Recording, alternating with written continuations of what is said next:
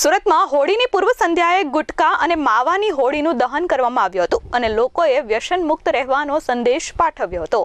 સુરત શહેરમાં વ્યસન મુક્તિ જનજાગૃતિ કાર્યક્રમ યોજવામાં આવ્યો હતો, જેમાં હોળીની પૂર્વ સંધ્યાએ ગુટકા માવાની હોળી દહન કરીને લોકોને વ્યસન મુક્ત રહેવાનો સંદેશો પાઠવવામાં આવ્યો હતો।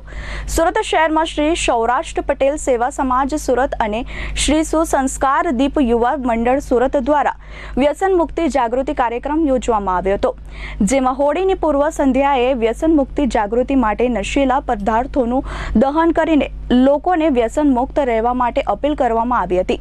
હોલિકા દહન પર્વ નિમિત્તે વ્યસન મુક્તિ જાગૃતિ અભિયાનમાં ભાગરૂપે ગુટખા માવાની હોળી દહન કરીને લોકોને વ્યસન મુક્ત રહેવા માટેનો સંદેશો આપવામાં આવ્યો હતો।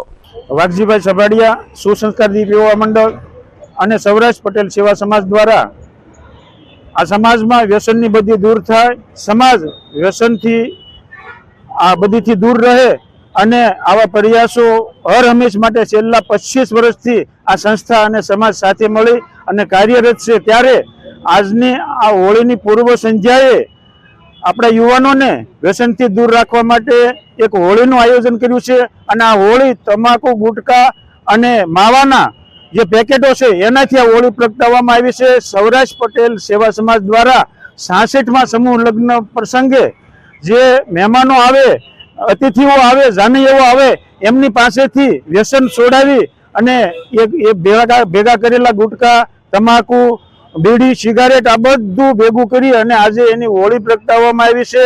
અને એ હોળી એટલા માટે પ્રગટાવવામાં આવી છે કે આ સમાજના યુવાનો, આ માનવ સમાજ વ્યસનથી કેટલો બરબાદ થઈ રહ્યો છે, કેટલું દુઃખ અને પીડા ભોગવી રહ્યો છે, એ પીડા ખરેખર સમાજથી જોવાતી નથી। એ પીડા દૂર કરવા માટે આ પ્રયાસો કરવામાં આવી રહ્યા છે।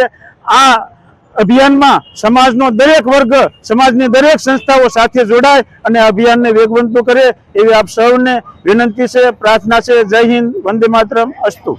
Bureau report S24 news Surat.